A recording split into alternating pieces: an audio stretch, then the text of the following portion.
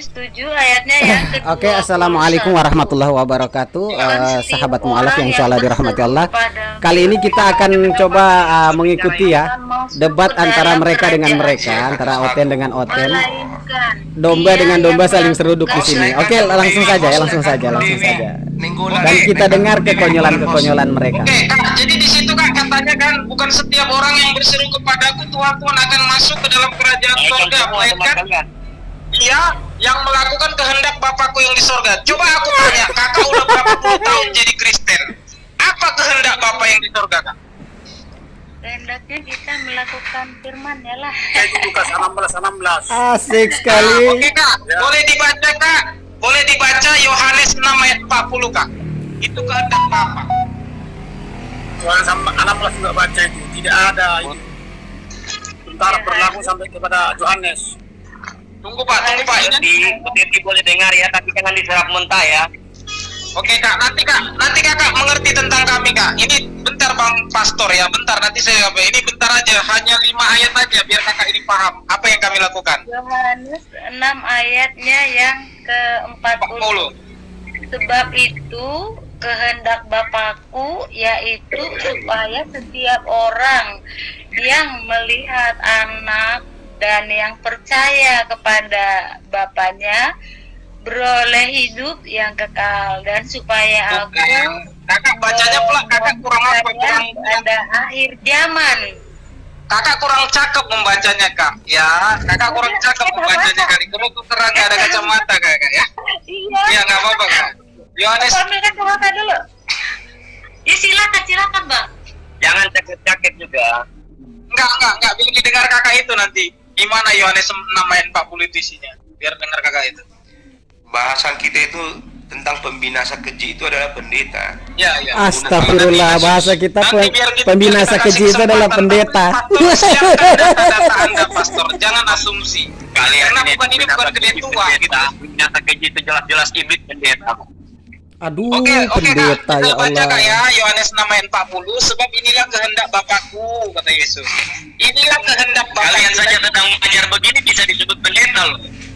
Enggak, dengar Bang, jangan Kalian mengajar pendeta juga kalian ini. Saya dengan kalian sebentar. Aku baca ya. Ya.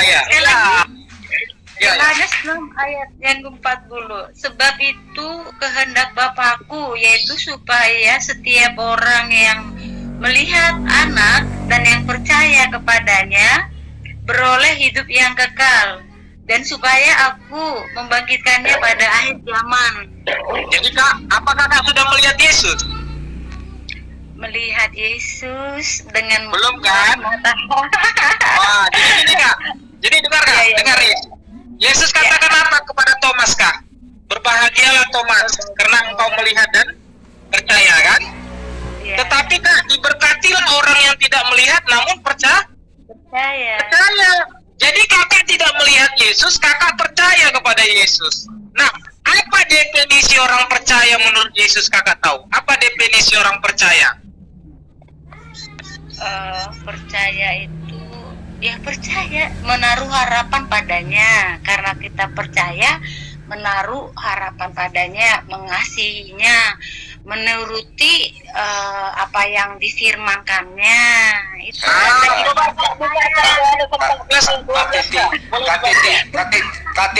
KTT inilah ajaran pendeta.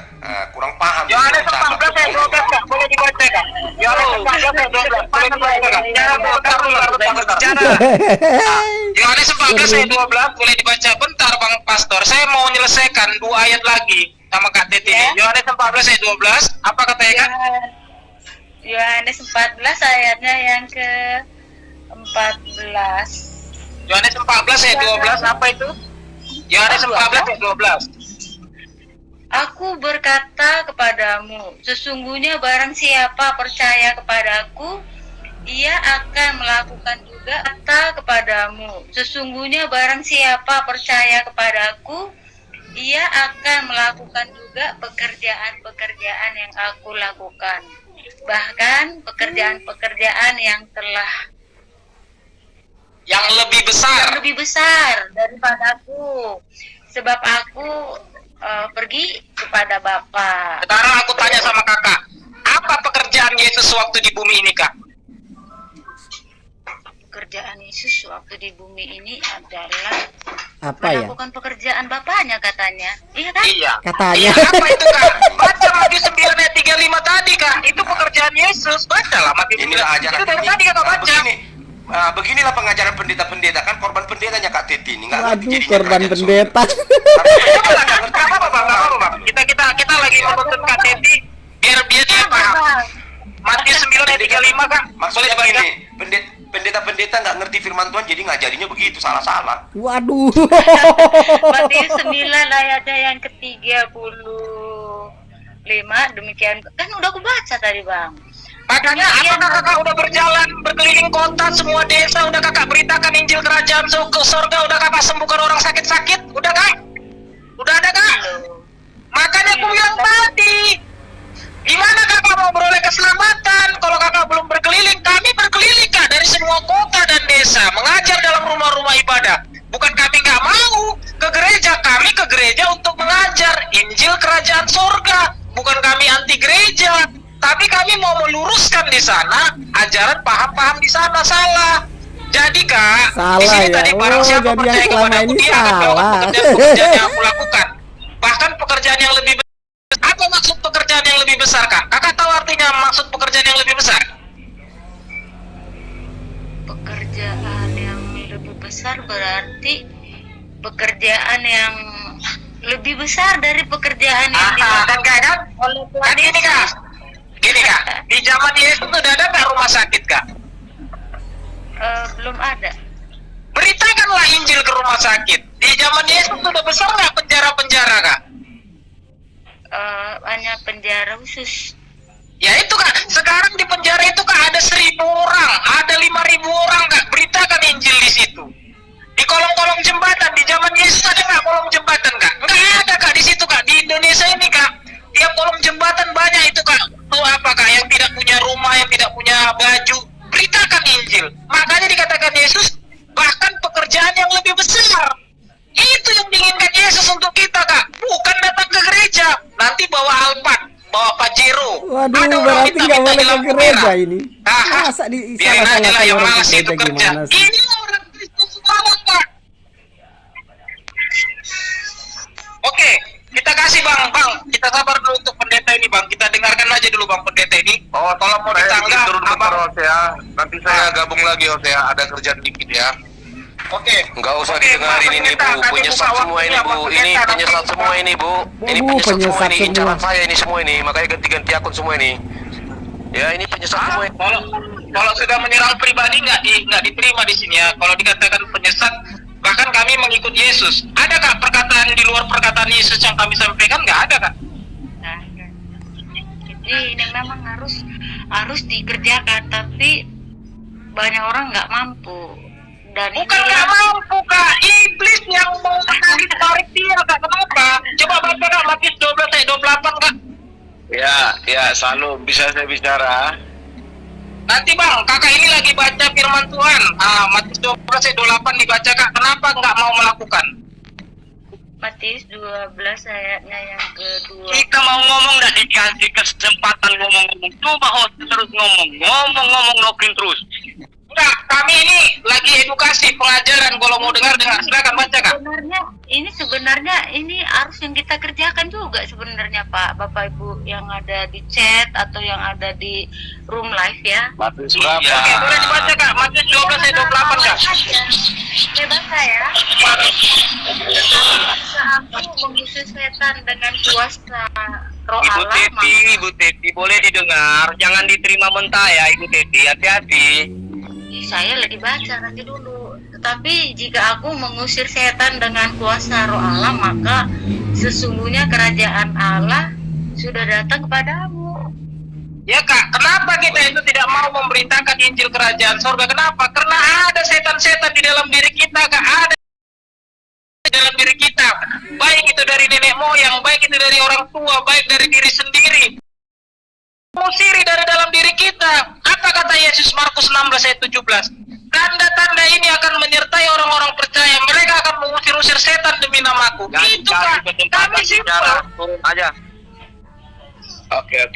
Sebenarnya yang ditanggapi Kenapa mewek kamu pendeta? Udah kasih dia ngomong dulu, Os.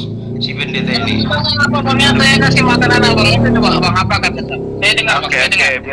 Biar saya tanggapi perkataan abang tadi itu ya mengenai penginjilan itu sebenarnya cukup bagus.